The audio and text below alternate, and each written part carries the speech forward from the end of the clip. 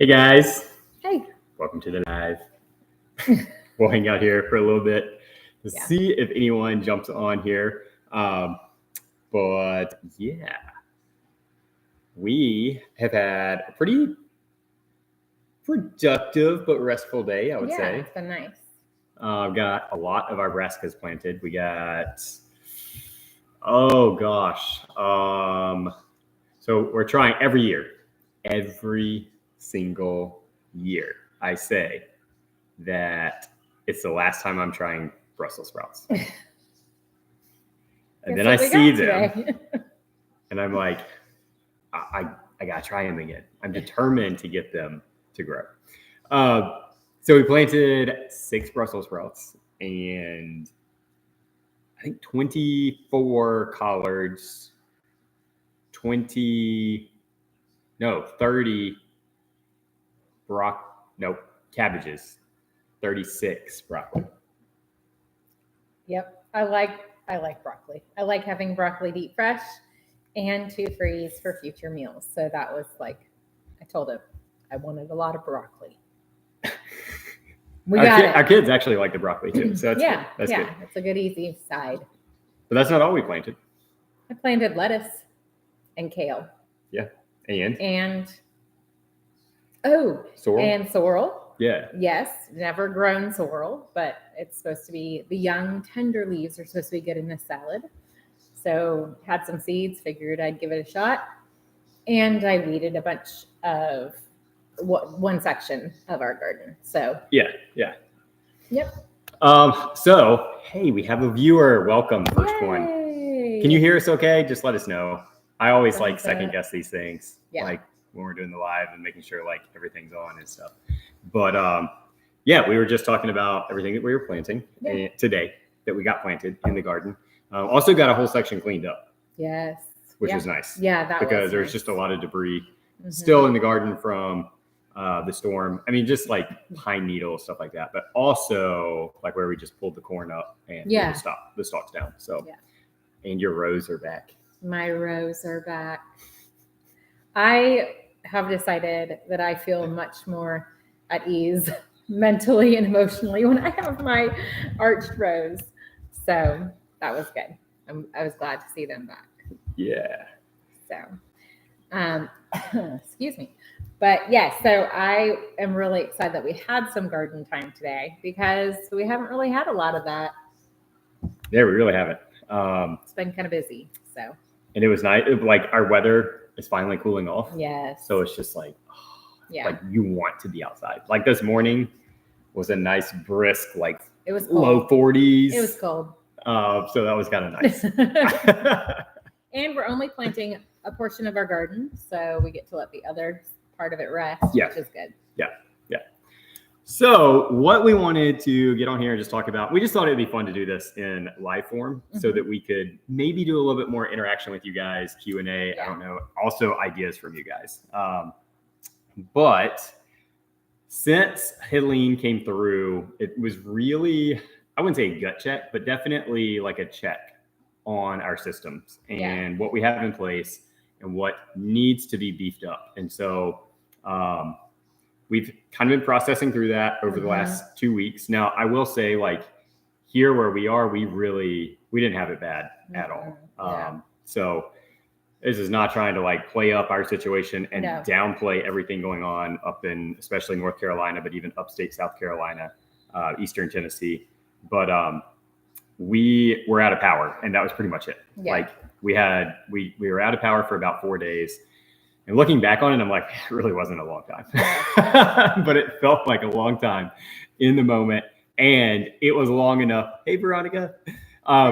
It was long enough for us to realize some things that we need to be intentional about. Yes. Yeah. So we realized there's some stuff on our homestead that we did not plan well. As far as, if we had a disaster situation, how we would manage that. So that's some stuff. Those are some things that we've been looking at and seeing how we can change them so we are more prepared in the future if we do lose power again. Yes. Yeah. So some of the stuff that I've been processing through is just for like another, I'm going to call it a long-term power outage. I mean, anything that's longer than what your freezers can hold up, keep frozen without power, I say is long-term. But then also looking at if things really, I mean, if we were like at the scale that North Carolina is at right now, where it's like you're really having to function on your own with minimum help from the outside. And like I said, having the last 2 weeks to really process through it, I think I've processed through it for me. Yeah. But we just want to share that with you guys and kind of what we've been coming up with. So Cass and I briefly talked about what we're gonna share, but we haven't fully talked about it. And some of this stuff we've talked about like just with each other. But I mean, if you guys have been watching our videos for any like length of time over the last year or so, you know that I love pop quizzes. So I want to just kind of start at like outside of the systems, what caught you most off guard? Like personally, not like physical stuff. Personally, well, what caught me the most off guard was how unprepared we were waking up without power. Like usually we usually have water in the bathtubs, and we did things like we didn't do any of those normal things. But then also realizing, well, we had to pick up the pigs on Friday, which we weren't expecting without power. Right. So realizing we have these freezers with all of this food that we raise or grow, and we had no way to sustain it. Like we had no way to keep these things frozen and not lose everything that we had put our time and effort and money into. So that was very eye-opening for me. Yeah. I think for me, the biggest thing that threw me off was I thought that I was more like mentally prepared to enter into a phase like that than I actually was. I was surprised at how thrown off I was. But a big part of that was the pigs. And a large part of it was the pigs, because that really just threw a whole wrench in everything. Elizabeth, I hate that you had to like throw everything out. That is super frustrating. Thankfully, we did not have to. Right as stuff was like we were at that max point where it was like, stuff's going to potentially start getting questionable. Our neighbors let us borrow their generator. So, thankfully, we were able to save everything. Yeah. But the pigs, So Friday, we woke up, and I shared this in another video recently, but everything kind of went down Friday, and I got a phone call from the processor. The pigs were ready. I mean, it wasn't like they were trying to push them out early, but they needed to push them out early. They had lost power too, and they were hit really bad down there. It's more kind of Aiken area. And that just that took me the whole weekend to finally get my head wrapped around okay, this is what we need to do. This is we got to have as far as running the generators, swapping things out, all that stuff. That's what just caught me off guard. And I was really surprised at how long it took me to mentally settle into a comfortable spot of okay, we got this. But I think a large part of that was the pigs. Yeah. So, do I get to ask you? Yeah, sure. Ask me a question. Okay. I hate surprises, so I get to ask you. So moving forward, what do you think is the best case scenario or the best plan for the freezers? Very good question. I think just automatically generators, because that's what saved us. And Elizabeth, I want to get back to the comment that you just said, because that was something else that I kind of realized too, with us. But definitely the generators. That's what we have to do. Be prepared for. We don't have a generator. We were relying on. I mean, like I said, our neighbor let us borrow his for about 8 hours, which was enough to get everything, keep it frozen, get the freezers cooled back down, get the refrigerator cooled back down. And then the next day we had somebody from church who they had already gotten power back on, so they let us borrow theirs. So then we had one just permanently running out here, but having to like switch it around because we've got 3 different freezers that we're trying to keep frozen and a refrigerator on top of that. And so grateful for their generator, but it wasn't one that could run like 4 appliances like that. And so we were just having to play musical chairs with the extension cords. So my question to you is in regards to Elizabeth's comment, like the batteries, the candle, camp stove, all of that. Like, do you feel like we were prepared in that sense? So this is what is really weird to me. I think I'm gonna agree with you if I know what you're saying. So we have everything. We literally go camping in our backyard. We did that before we lived out here. I would go camping for 2 weeks with my grandfather. No electricity.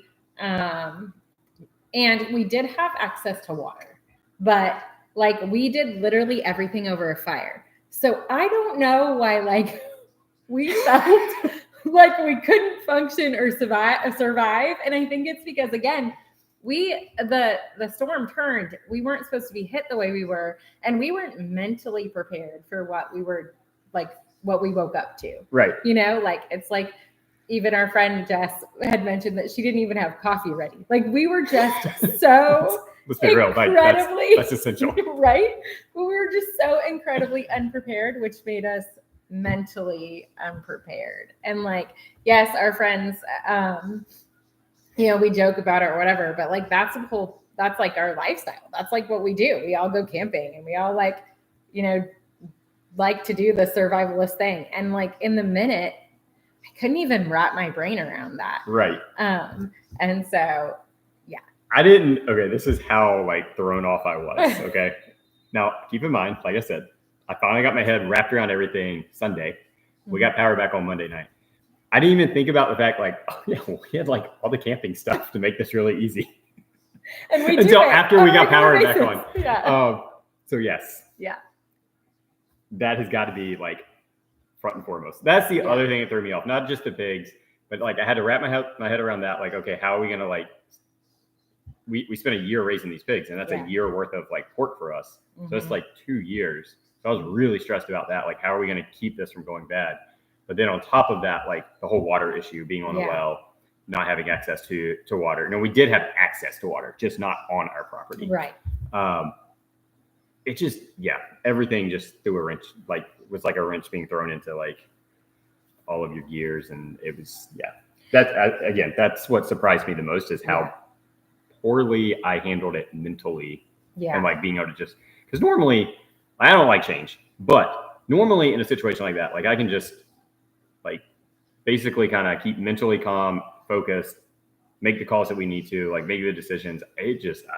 Nope. Yeah. Not this time. Yeah. So I want to hit on Bonnie's comment about throwing everything away.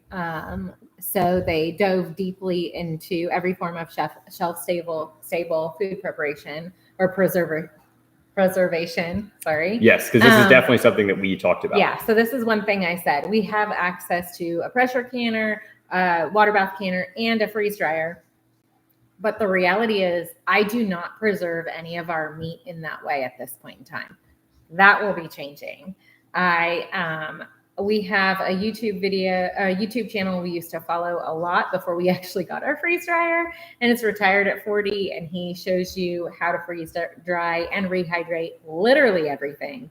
Yeah. And that is one thing that I've been nervous and hesitant, but it is time for us to really start doing that and take the plunge. And I honestly long-term goal, I know it'll be baby steps, but I would like to get to the point where half of what we raise and process or whatever, that we're preserving in a way that we are not reliant on the freezer. Because my thinking is, what if something major happens? And this is extreme. And I know it's extreme and it probably will never happen. But hopefully. But what if we don't have access to gas and propane and we can't rely on our generator? That's my concern. Like, do we risk losing literally everything or find a way? We have the resources. find a way to preserve at least half. Yeah. So then we're only losing half and not all of it. Yeah, for sure. And that is one thing that we talked about because, I mean, like, again, going back to, because I feel so blessed that we had basically like a test. Yeah. Like I kind of view what we went through as like a test of our systems. Yeah.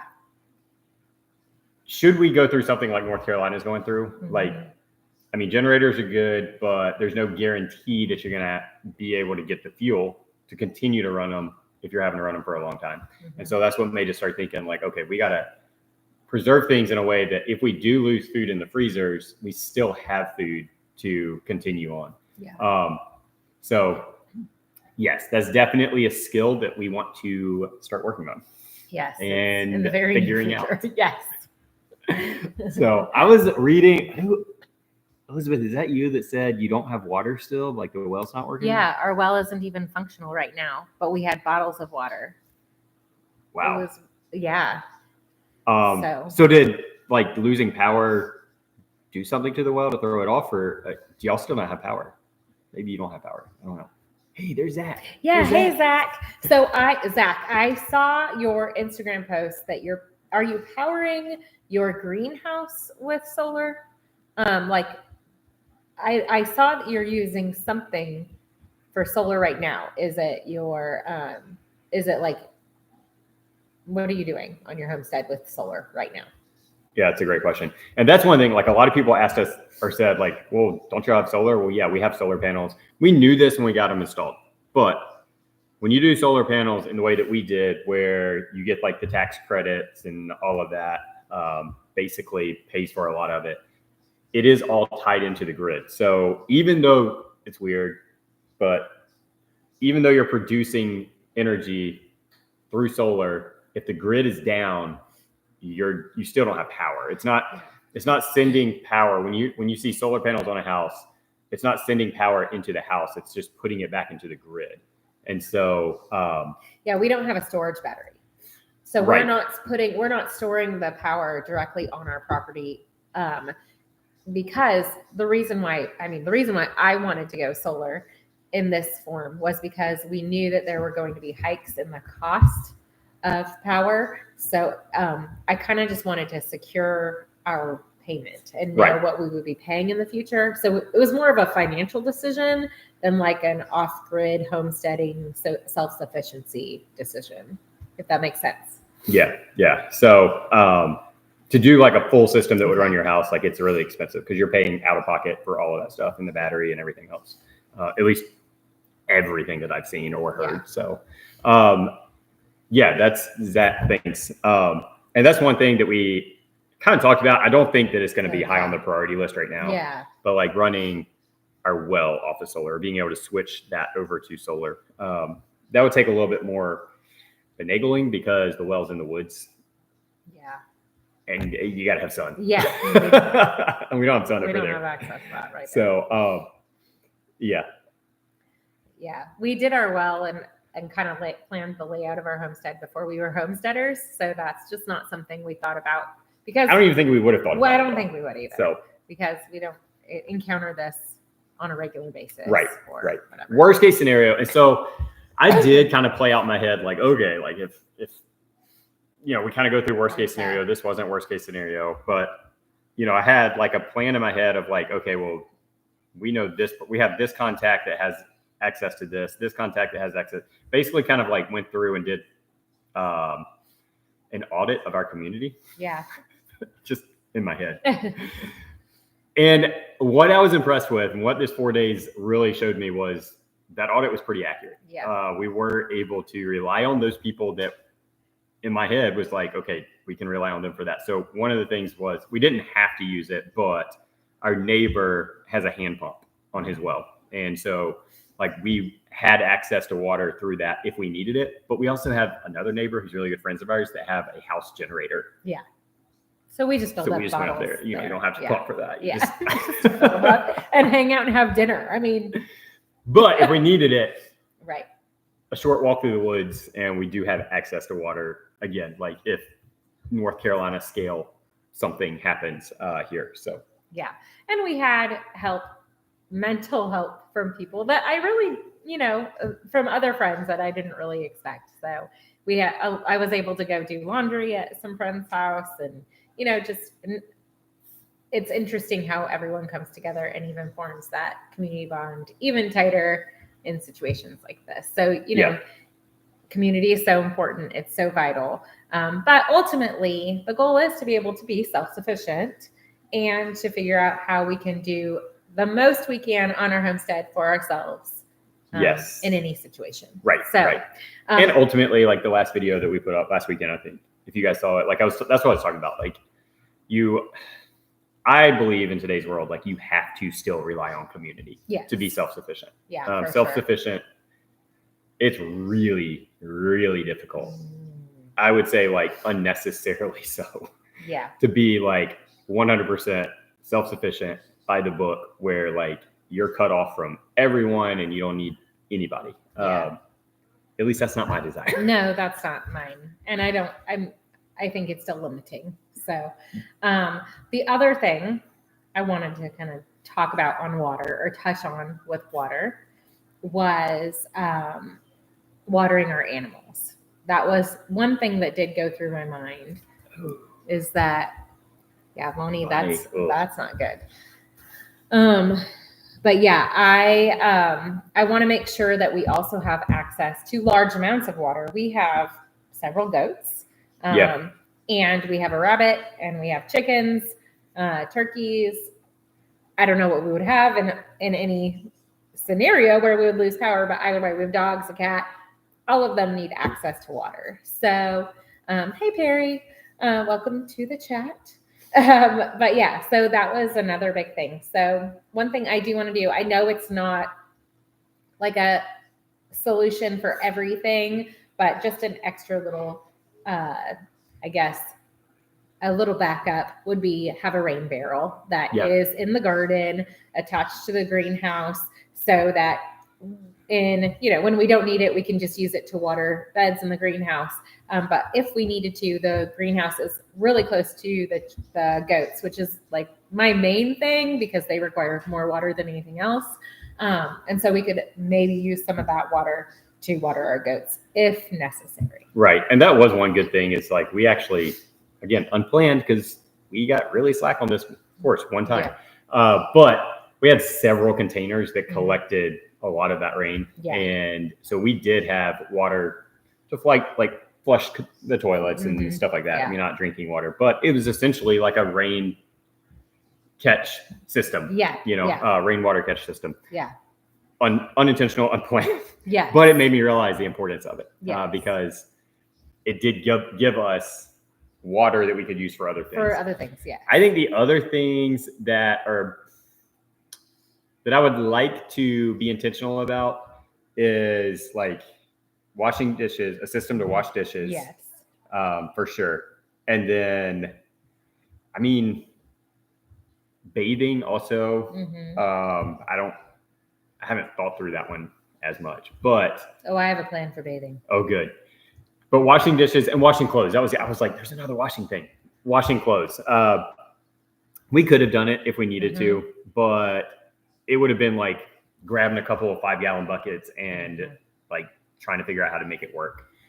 I have seen some ways that you can do it, and it looks like it's pretty efficient. So definitely something that I just want to have. We haven't had that conversation. We haven't. I saw it. Somebody put it on Facebook. I have a plan. Ooh. I wonder if our plans. Maybe.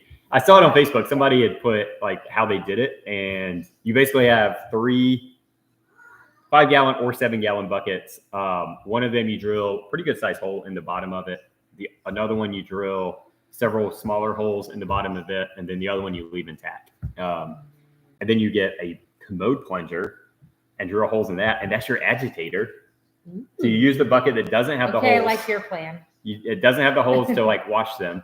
And then how do they do this? I think they pulled them out, put it in the bucket with the little holes in the bottom, poured the water over it. So you're not even like wasting water. Like they had this thing down. I'm like, dang, y'all are good. Yeah. Because something like that would and be then you easy and to then you store. rinse it, and she even thought through all the way, like the bucket that doesn't have the hole, so the ones you wash in after you've dumped the water, that's what you press all the water out. So you put that down in it and you sit down on it. She's like, and then you take your break and squeeze all the water out. That's like, brilliant. Perfect. So I love that because it's cheap.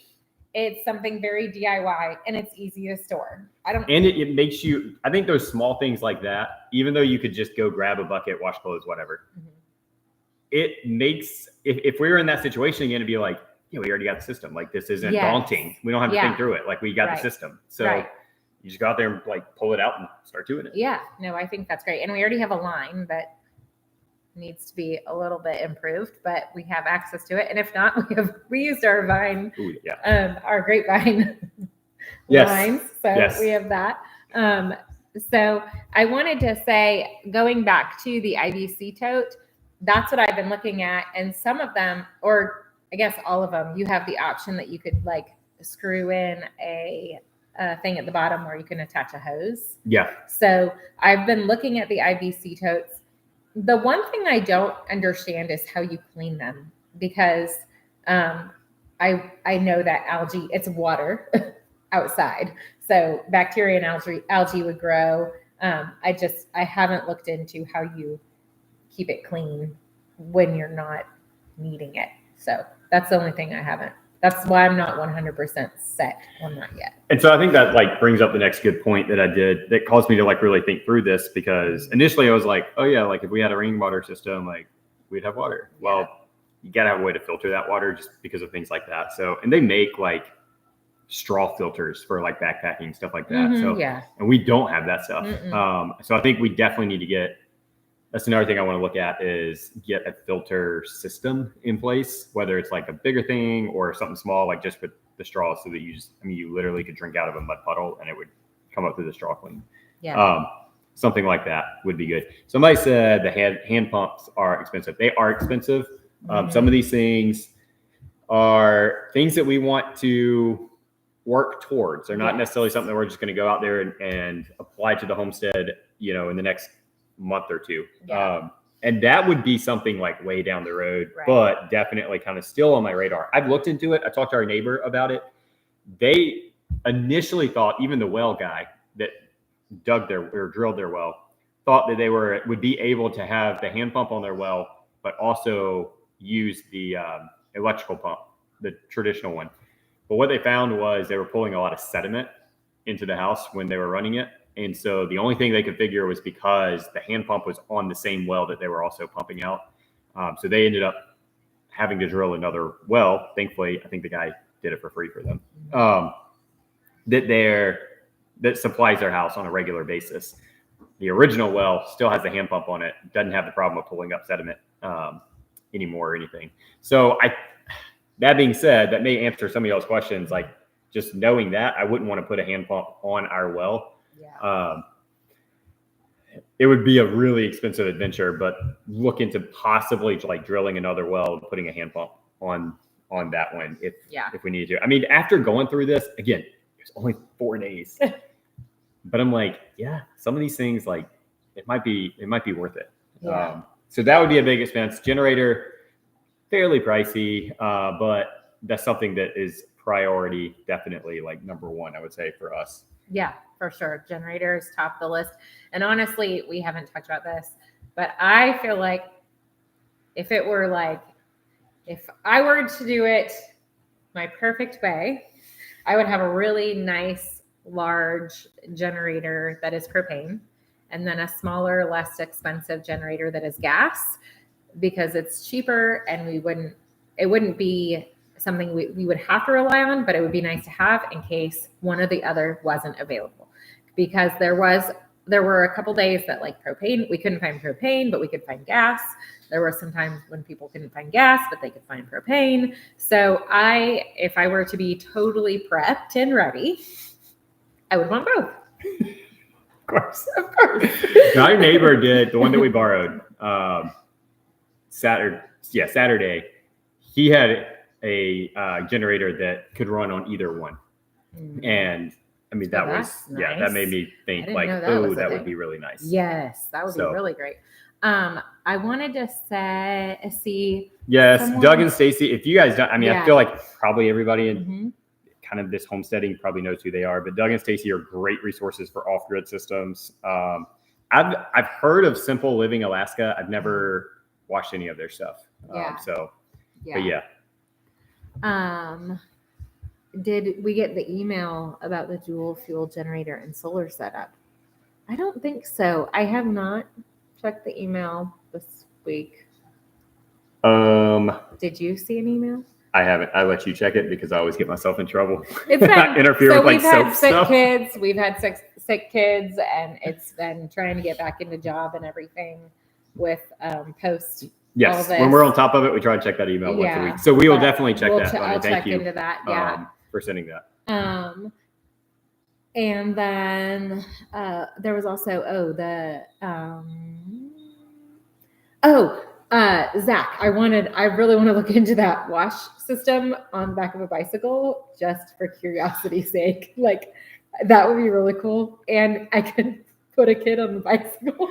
That's what I was thinking, guys. Like, I'm like, all these systems, like our kids would think they're so cool. We could actually get them to do chores without them knowing. I gotta talk quiet because they're upstairs. Without them, like, they would just think it was fun. Yeah. I'm like, Okay, so I need to. Vonnie said, Perry said something was squashed by a tree. I was looking. Oh yeah. Oh, he had a. No. Yeah, that's not good. That's horrible. You have a generator ready to go, and the storm that causes the power outage sends a tree down on top of it. And ruins it. That's terrible. That's terrible. Well, the one thing I was thinking about the well and the hand pump, if we do this, we have to set it up near a campsite because then I can do dishes while camping. I mean, if you pump it, go for it. Joe actually really liked pumping it. He thought he was like strong. Yeah. Good. You did have backup. That's great. Okay, good. Okay, what are we talking about next? I'm very like squirrel. I know. So prioritizing. I think we're on the same page with this, but like generator would be the first because that's the easiest to just like go get for us. I want to make sure we figure out our rain collection system before we just go and do it. Because there's so many different ways to do it. And I really feel like, as with most stuff that there's a lot of different ways to do it. Like you got to find the right way for your. I'm sorry. Whoa. I was going to respond and you've got to find the right system for your setup, your property, and what are you collecting it off of and stuff like that. So I really want to make sure we do it right, and so it's not something we do and then like, oh, we don't really like this. Could you type our email right there? So he can email it to us. So Zach, Zach is from Homesteading in the City. If you don't follow his channel or his Instagram or whatever, you need to. He does amazing things on a small little bit of land in the city. He definitely makes the most out of his land. But Zach, if you do that charcoal water filter, you better do a video on it because I want to see how you make that. Because that's awesome. Yeah, that'd be because that's a DIY filter. So you're not like relying. Yeah. I mean, that's the thing. Like you can say, oh yeah, like here's a setup, here's the filter, all this stuff. Well, if you're having to use it long term and you got to clean the filter or get a new one, I don't know. Just the less we have to rely on replacing parts, the better. Yeah. In my mind. So anyway, water system, generator, water system, learning to like preserve food, all of that. Like the meat. So we're not solely relying on freezers. And then, I mean, long term, it would be like hand pump and there was something else. You said the shower system but is that something? Yeah. I mean, the shower system or trying to figure out something like that. I mean, ice baths are all the rage. Just, who needs hot water, right? No. So one thing. You can always boil water. We do have, like, really just, if we had to, I don't even want to say that. No. Should we have to go through this again? And we had to, like, have a way to start bathing. We do have a big, like, animal water trough that we could easily turn into a bathtub. Oh, yeah. And it's easy to boil water over a fire or something like that. Like, you can create hot water. Yeah. I'm not too worried about that. That would be like something that we already have that we could would require having access to a lot of water. Well, and I think wasn't one of our friends talking about getting an like a camp shower that you could put in the sun, like hang from a tree in the sun. Yes. That would heat. Yes. And you can put up so when I did a mission trip in Mexico, and our shower was essentially, I mean, it was a hose with tarps, like a wall, a tarp wall. And so like if we had to, we could make like a tarp, whatever, and hang. He might not remember this, but he was actually given a lot of camping supplies when he graduated. And one of them was a camp shower. Yeah. So we actually have one. We just don't use it. So we have access to that. And we could hang it in the sun and have warm water. Just got to remember that we have it. Yes. The other thing is, where it is, like another way to do it, if you're going to like build an outdoor shower to heat, like I went to China for a mission trip when I was in college, and the way they would just have like these huge like black drums on top of the house, and their water system would fill them up. But like if it had been cloudy for a few days, you didn't have hot water, because that was their hot water heating system. Like it would store it up there, and that was specifically for hot water. So yeah, I mean, it's just basically like a solarized hot water tank. Yes. Really. I mean, it had no power on it. It was solarized because the sun would heat up the barrel. Right. Look at what Zach said. He's talking about his trip to Haiti. Oh, okay. And they have black water. Yeah, a lot of third world areas do it that way. And it's just, which that's another thing. Like the way they do things in third world countries is brilliant. What we need. Yeah. Like those are the systems we need in place, because they're having to rely on very unreliable power sources and stuff like that. Sometimes not even power. So yeah.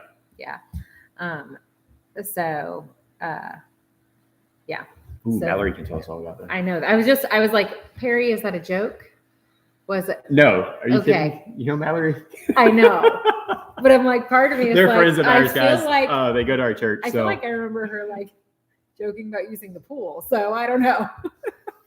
I mean, she'll figure it out. She will figure it out. No, okay. So yes, I need her to tell me all about the solar shower for sure. I'll have to ask her tomorrow at church. But I think outside of that, like we would be good. The biggest things, again, were water, access to water, being able to, I mean, it'd be nice to have electricity. That's really like, not having water is harder on me. Not having electricity is just, it is nice if you can have access to it through a generator. That's nice. For freezer's sake. But the water is the biggest thing. And then just making sure, like I said, even simple systems in place, like a system to wash clothes that's not just dunking in a 5-gallon bucket. Yeah. Because that just mentally has one more thing off your plate when you go into it. Right. So I would say, okay, I'm embarrassed to say this, but I'm going to tell you guys. The other thing, going back to the original question of what was the biggest surprise, I don't really remember how I worded it, but it was basically like, what was the biggest surprise, like that you weren't expecting that kind of hit you in like this? Oh shoot, what was it? I don't even remember how I set that up. Where was I going with that? I don't know. Oh, you get to see what we usually edit out. Yeah. While you're thinking about it, I will mention one thing. So one way we are prepared, a lot of people that I was surprised by, that I didn't realize we were prepared for, was a lot of people talk about how hot their houses got. And we have passive solar, so we can open up windows that are in a clear story and let hot air release. And we can open up windows on the first level so that air can flow through. So I feel like we're really prepared in that. And the other thing that you would want to think through preparedness-wise is if it were really cold. And thankfully, we have a cast iron wood burning stove. So we're good there. And which was intentionally like for power's sake, if we lost it in the wintertime. And intentionally cast iron. This is more information, I think, than what we would need to change. It's what we've done right. But intentionally cast iron. Yes, intentionally cast iron so we can cook on the top of it if we needed to. Yes. So, okay, so while she's reading comments. The one thing that was embarrassing was, one thing I realized is in all my scenarios I play out in my head, like in the whole, like auditing or our systems and, all of that. The other thing that threw me off was how like unprepared, like in all of the scenarios I play out in my head, it's like you're prepared for it to happen before it happens. Like meaning like, okay, tomorrow we're going to wake up and this is going to happen. Like, yeah, it was like, I don't know. I don't know if I'm explaining it well enough, but it was almost like I was shocked that it came unexpected. Yeah. I think it's because, but I think all these things always are going to come unexpected. And that's why it's like, I'm like almost embarrassed to say it, but like, really, I was so thrown off that it was like, I mean, it was almost like the whole, like the first all morning Friday, it was like, how dare this happen? And like me not know that this was going to happen. And I think some of it too, though, was frustration. Like we should have like at least been prepared for that it could have been a reality. And we weren't. But yeah, like in all of this, like we've got to always be prepared because you don't, a lot of times you don't get a warning that like, oh, you're going to not have power for this long. So you need to have everything in place. That was the other thing. Like I realized I was living with that mindset. And that was the other thing. That I realized I was living with the mindset of, oh, well, we can just like get those last minute things like getting a laundry system in place or whatever. Like when it happens or when we're preparing for whatever. And it's like, no, we need to be prepared. You can't prepare for something that you don't realize is coming. So, right. And I think for me, like usually there's a lot of talk about the storms, a lot of conversation on Facebook, all the things. And there was just nothing. And that's what I'm kind of hearing across the board is that no one really anticipated this being what it was. And I think a lot of it is because it didn't take the projected path that it was supposed to take. So we always have to be prepared for the unexpected. And, we feel like we live that way, but we really don't, So, Vonnie, thankfully, like even our winters, that's why I live in South Carolina and not New York. I mean, cold for us down here, if you're not familiar with like South Carolina, Southeast region, I mean, we count it cold if we're in the 30s. Like it doesn't have to be like 32, like freezing. It's cold down here. And it's just, I mean, it all goes back to like, because most of our stuff's not set up for that. So, because I mean, like it's set up for that with power, but not without power. No. But that's why we got the wood burning stove, so we could still have heat because we do still get cold. And I'm always cold. Yes. And I always like to just take it on as a personal challenge, see like how little we can run the AC and the heat. But and that's also why we wanted passive solar, which really did pay off. Going back to that, we were in I think if I remember right, the 80s Fahrenheit while we didn't have power. And our house never got unbearable at all. Now, thankfully, we were like getting pretty cool at night. So we would just open all the windows at night. It would cool the house down really quick. And then before the sun came up and started heating everything, we'd just close the windows and our house would hold it well. Also, just the way it's positioned. I mean, the house was back in the shade by, early afternoon. So that helps a lot also. But that was something that was like neat to test. And see like, okay, like, I mean, now if we were in the middle of the summertime, it'd be a little bit different. But even then, I remember when we were building the house and it was summertime and they had it framed in at that point and the windows up and stuff. And it was still noticeably cooler when you came inside in like the middle of summer. And there was no like AC even like ran at that point. And it was like, oh, okay, this is kind of nice. I like this. So that is just something that was intentional, but also I think we kind of lucked out. Neat. Lucked out on how well it works. Thank you, Grandma and Grandpa, for the idea of passive solar. So I was excited to see how much that helped for sure.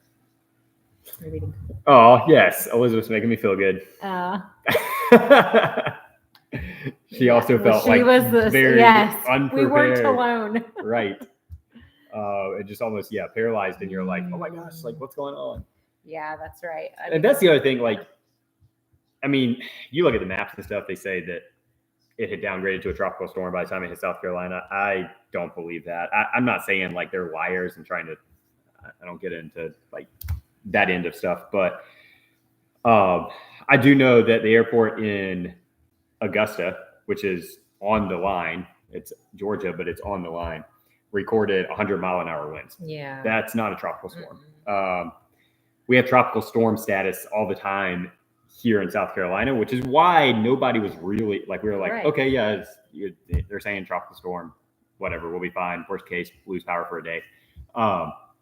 It was way stronger than a tropical storm, and it veered more east than they were anticipating. Yeah. It was definitely Cat 1 when it came through, at least our part of the state. Yeah. You know, we did get lucky, blessed, protected, whatever you want to say, like right in our immediate area, that we were just enough east to avoid like the really bad, like 30 minutes east of us, and it was like very, very different. So yeah, that was good. Yeah. Oh, but all that to say, like, yeah, like our trees don't go through those kind of storms, the wind, all that stuff. So, you know, I mean, there were 100-year-old oak trees that, I mean, have sustained for 100 years. Yeah. That were blown over. So it was just way more weather than the land was used to. Yeah, it's sad driving around and seeing the amount of trees down, the old beautiful trees that you know had so much. So let's see. I'm gonna catch up. I haven't been reading. This. Well, good, okay, Harry. Yeah. I'll let Cass read. Yeah. Go ahead. I like, for those of you who are in kind of this area that was affected, I would like to hear, like, okay, what did you realize? Like, what do you like? Okay, I need to get this in order before the next natural disaster or whatever. I think some of you probably have been kind of hinting at that through these comments, but yeah, I would like to hear like what you need to add.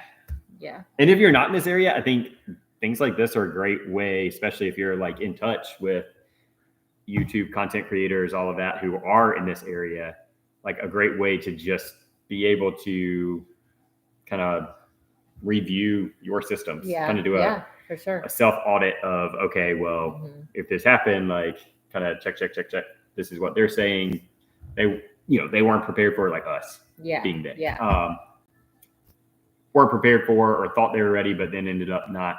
Like what is it that you guys are kind of finding that maybe you need to beef up, I guess? Yeah. So go ahead. Did you read them? Yeah. So I was reading Perry's. They have their bottom floor is a half buried basement. So cool. That's nice. So I would be interested, Perry, would that be a place that you could like store root vegetables?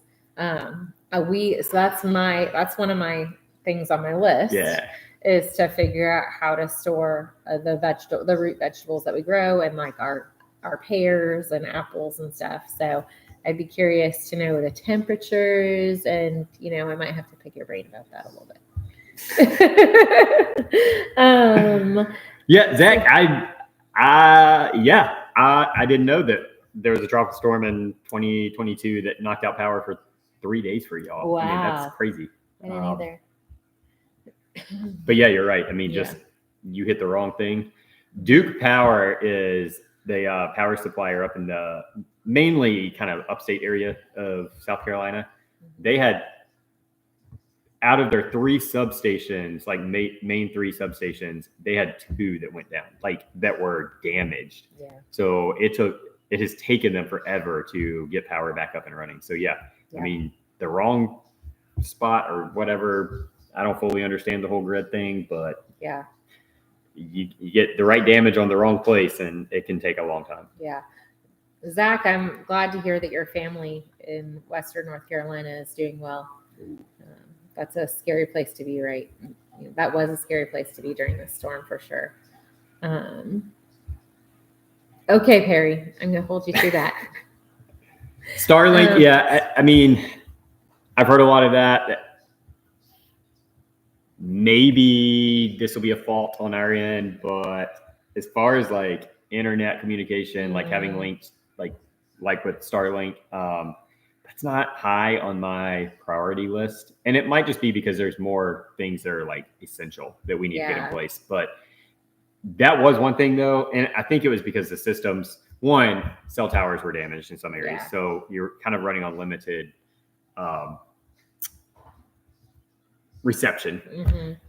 But it was so like we could barely get text out. Oh yeah. At our house, which is normally not the case, even when you're not connected to our Wi-Fi. It's not great signal down here, but it was just super slow. There was none.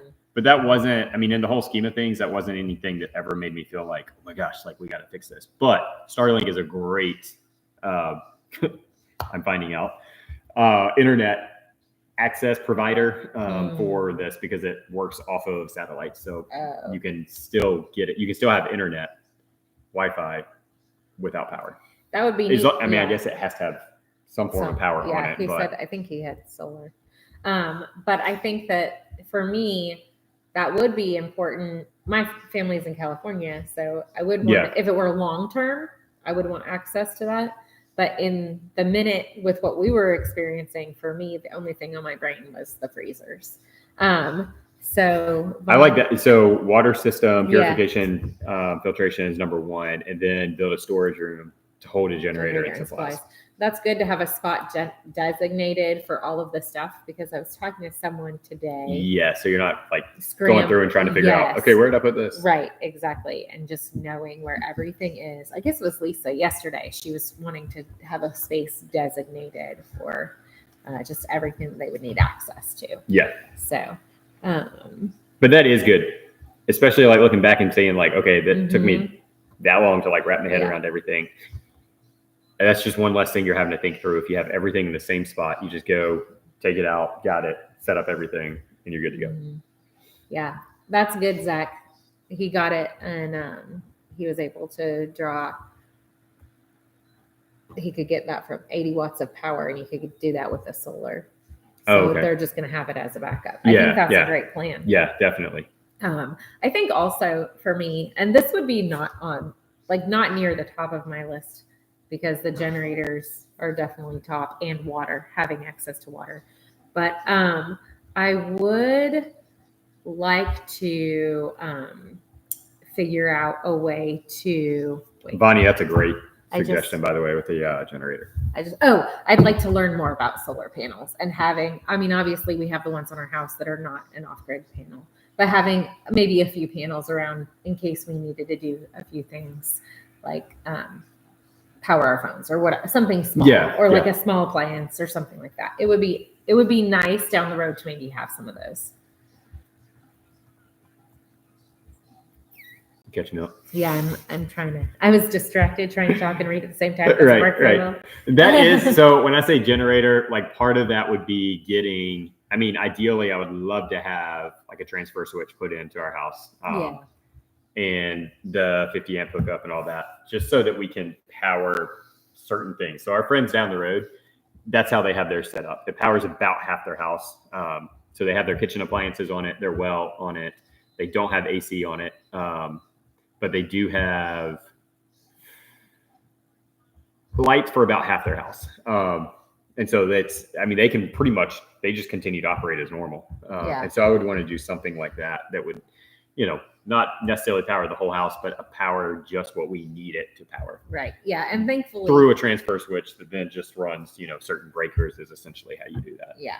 And thankfully our stove is gas powered. So we've never lost the ability to cook. Which was another decision that we made so that we could cook when we don't have power. That was intentional. So yeah. Vonnie said, can I post it right up on our Facebook page? I think that's fine. Yeah. Yeah. Vonnie, go ahead and post on the Facebook page, your system. That'd be great. Yeah, that'd be great. Yeah. Yeah, I feel like when you're in areas like that, like in the north where, winters can take down power and you're in like inclement weather. I mean, as far as like temperature wise, you guys up there probably have a little bit more experience in like having your systems in place and ready to just flip on. Again, like, it doesn't happen that often where we are. Yeah. Because, I mean, that's the other thing I like about South Carolina is you really don't get a lot of extreme weather here. I mean, you'll get the occasional rare, like, hurricane that'll actually come up the East Coast and, like, make landfall on the East Coast. But even then, I feel like we're just buffered well enough. Don't really deal with tornadoes, and we definitely have them, but they're like kind of few and far between. They don't get real big. So, I mean, power outage it's just a big deal. It's crazy. Yeah. You know it just by the people around that it doesn't happen that often. No, right. For sure. It's not something we experience. No, gag and brag. That's like, I'm like, really? You're buying 2 things from the store that you're going to have to keep cold in a power outage? Yeah. That's how prepared the South is for power outages. Yeah. So Elizabeth, I have not seen his YouTube videos. I've seen some of the thumbnails as I've just been scrolling a little bit, but like I said, we've had sick kids, and I work at our church, and just trying to catch up with everything. And at the dance studio, I just haven't had a chance, but I want to look into that for sure. I'd be definitely interested in how they powered their freezers and fridge, because they definitely got it a lot worse than we did, and they had a lot more damage than we did. Who was that? I'm sorry. Elizabeth. Justin Rhodes. Yeah. Yeah. We have. I want to, but I've been like waiting because I want Cass to watch it with me. Yes. Yeah, we do need to watch that one together, because I did. Once I found out that they were okay and everything was okay, I kind of quit touching base. Yeah, I definitely would be interested. The water came in and re-landscaped for them. It was pretty bad. Bonnie, yes, I do know that. Jeremiah actually, maybe the video he just put. I noticed he put up a video. We don't really watch our friends' videos, sorry. But I know if it wasn't the one that he just put up on Maya's workshop, he is going to be putting up a video on how to do it that way. And I mean, I was talking to him about it. That's why I said, like, ideally, if I can, and if like the finances hit right, I would like to put in a transfer switch, just because the transfer switch, from what I understand, is kind of just a nice buffer to have in place. But you are correct. You do not have to have a transfer switch. Jeremiah is going to talk about how to do that without having the transfer switch. Yeah.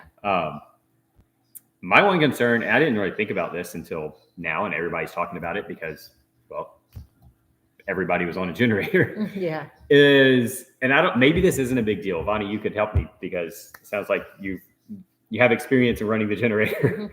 But the backfeed, like when the power comes back on, the backfeed. No, the way that Jeremiah does that hookup, he is disconnecting his house from the main feed and connecting it to a temporary. He's basically, I guess, acting as the transfer switch himself, doing it manually. But like, yeah, when you get power back on, the risk of it backfeeding into the generator and messing up when it's just plugged straight into the house with no buffer. I guess that's the thing. Again, I don't fully understand electricity a ton, but yeah. We had David. Oh, cool. He taught his electrician how to use the interlock. Oh, okay. That's perfect. Yeah. So we'll definitely have to read that email. And this is the same, what you were going to put in the email is what you're going to put on our Facebook page, correct? Yeah. Yes. Okay. Yes. Okay. Jeremiah kept using that term. I think what he was showing me is like, worst case, if you don't have that, do it this way. But yeah, I'm not familiar with that term, like what a interlock is, but yeah. Okay. Even sent photos. Nice. Wow. That's awesome. Honey, sounds like you need to teach a class. I'm excited to read about this system. I'm probably not going to understand a lot of it, but that's what I'll figure it out. But I'm still excited to read about it.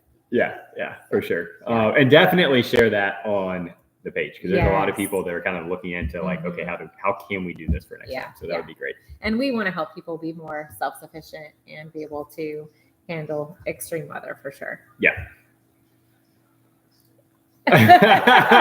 You should do it then. She would. Yeah. You should do it. But yeah. Anything else? I don't think so. Good. Yeah. Life is returning to normal. That's the challenge. I think we'll wrap it up with this. Like, that's the challenge for me. So the question, I guess, for you would be like, what is your challenge? Not like personal challenge. Like I'm going to challenge myself to do this, but like, what are you finding is your challenge? So transitioning back to regular life. What is the challenge? Yeah. So for me, maybe my answer will explain it better because I'm not asking it well, but the challenge for me is staying motivated to get these things done. And not slipping back into complacency of like, oh yeah, like I know we need to, but we'll get to that. But like really keeping it priority. Yeah. So what would yours be? Our battery is starting. Yeah, to our die, battery so is about definitely to die. are wrapping this video. Yeah. So for me, it's the same. Like follow through 100% because I'm now back into all of my jobs, the soap, starting some new adventures with the soap, all that. So I need to keep this stuff as top priority because we just don't know when we might have to use it again. So right. Yes, it is dangerous. Yes. One thing that Jess was talking about or challenged, the supper club group is writing down, like come up with what you need to get in place and then write it down, make a list, because that's a way to keep it in front of you so that you're not having to risk slipping back into complacency, because when you have something in front of you all the time, you're more likely to get it done. And so that's what we need to do. That's what we will be doing probably tomorrow, not tonight, maybe tonight after this video, but sitting down and writing out our list and then prioritizing that and then keeping it in a place where we can see it to make sure we're actually like moving towards these steps and getting these things in place. Yeah. And so I would say, like, I would challenge you guys to do that as well. Definitely look around, figure out what you could do better or like need to get in place or even just want to get in place, and then make a list and put it somewhere where you're going to see it on a regular basis. Yeah. And if you have friends that are homesteaders or some sort of community that is interested in being self-sufficient, then you can help hold each other accountable, because I know that's one thing. Yeah. Like Lisa from Homesteading in Hungary, we were talking yesterday, and not only do we want to write our stuff down, but we want to share it with each other so we can ask each other, how close are you to doing this? Or is this something or have you met this goal yet? That kind of thing. So. Right. Yeah. Elizabeth, we're with you on that. Like, let's not get complacent in all of this. Yes. And then the other thing, like if it's skills that you're wanting to pick up, like for us, it's like different ways to preserve meat. Mm-hmm. Find people in your homestead community that maybe are willing to do that. Yeah. And I mean, nobody's going to pass up a free meal. So you can be like, hey, come have dinner and teach me this skill. Yes. Great way to learn new skills. Yeah. But I think that's all I got. Yeah. Yep. Community and accountability. That's a great way to end. Great way, yes, to wrap this thing up. So thank you guys for hanging out with us. This is fun. Yeah. We were talking today, we might try to do this on like a more regular basis, maybe like once a month, like going live to hang out with you guys. Mm-hmm. I would love to. Our schedule just is crazy. Having like full-time jobs and everything else, like sometimes kid activities, all that stuff. Like it's just, sometimes our schedules aren't regular. So, but we do want to do more in the future. Yeah. So thank you guys. You guys showed us that people will actually show up. And talk with us. But yeah, so we'll wrap it up the way we always do. Hope you guys have a great week. Don't get complacent. Make your list. Get your systems in place. And with all of that, be blessed. Thanks, guys.